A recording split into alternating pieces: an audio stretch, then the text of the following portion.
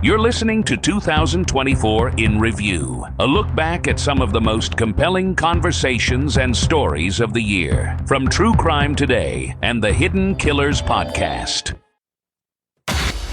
Murder in the morning from the Hidden Killers podcast. The chief of police in Uvalde, Texas, has resigned effective April 6th.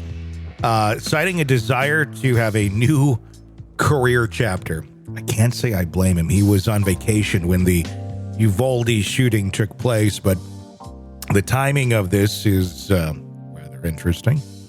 So, Tony, yeah. have you, like when you've gone on vacation and I text you, hey, something's up or whatever, it's kind of like, well, you know what? We're going to be okay. It'll be fine. Yeah, it's not like there's 200 officers outside of the office and there's a mass shooter inside and nobody's doing anything. Can you imagine getting that text? When, say I don't know where he was. He was on vacation in Arizona. Say he's on a golf course somewhere and his phone is just lighting up. And he's like, what's going on? And he opens his phone and goes, shit. It's like, I was gone for 1 week. Yeah. You people can't handle things when I'm gone?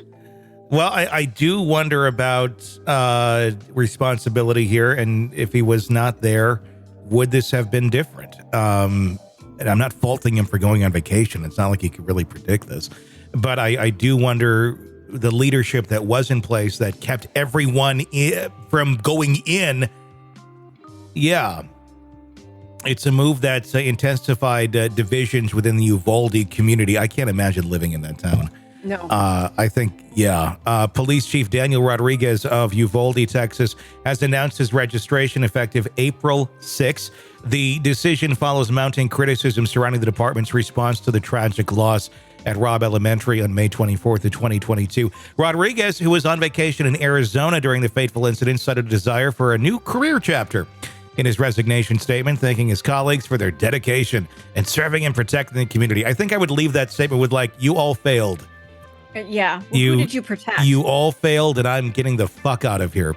However, the announcement comes amidst ongoing scrutiny and outrage over the department's handling of the shooting and the subsequent release of a report defending its actions. Oh. The city of Uvalde is grateful to Chief Rodriguez for his 26 years of service to the community, remarked Mayor Cody Smith. In response to Rodriguez's resignation, the move places Assistant Chief of Police Homer Delgado in the role of interim chief, while the city embarks on a search for a full-time replacement. Good luck with that.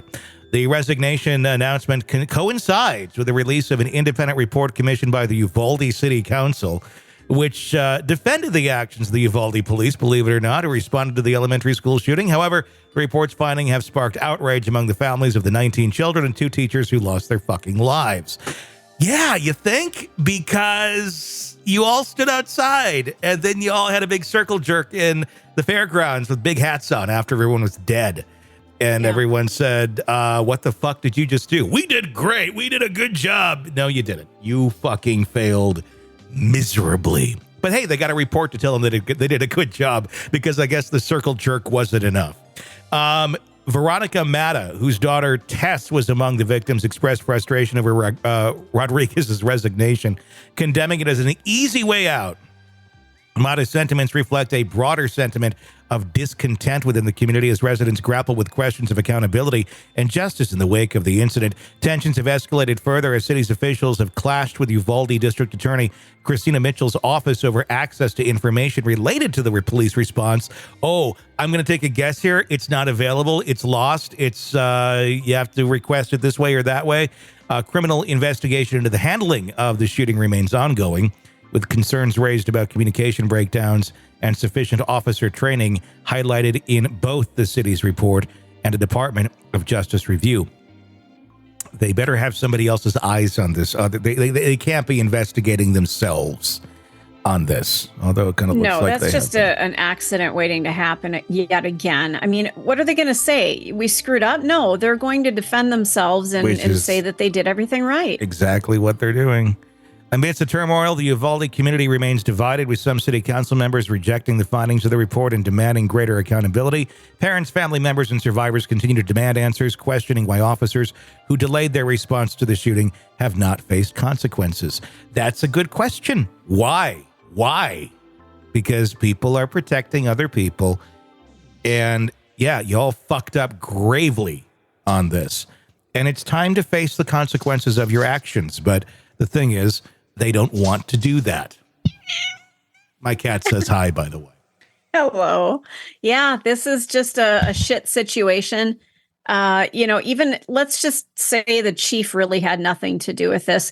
This was the training that took place under his administration. So, yep. Anytime your football team sucks, they get rid of the coach. That's how this works. And then when the team puts out a statement going, "It's not our fault we lost." Yeah. Yeah. Which is, it's a very, kind of, it's a weird analogy to make on this, but that's essentially what they're doing. They're saying it's not our fault that we didn't do our jobs. I mean, it's, if we're going to make a sports analogy, it'd be like if you go to an NFL game and the whole team just decides, we're not going to go on the field. We're all just going to stand here on the sideline. Why isn't the game being played? Like, the other team is winning. And the other team in this case would be the horrible school shooter. And they only have one person on the field. Like, what are you guys doing? You're not doing anything. And then they come up with a report saying, we didn't do anything wrong. We were just enjoying the Gatorade over here on the sideline. And kind of and we were using a lot of Purell, make sure our hands are clean. Yeah, don't forget that. Which actually did take place in the actual building where the shooting was actively happening. They were fighting germs. They just weren't fighting the shooter. They were fighting germs. They weren't fighting the shooter. And now, Stacey, there's a report that says, hey, we need some more Purell. Want to listen ad-free? Want advanced access to all of our interviews before anyone else?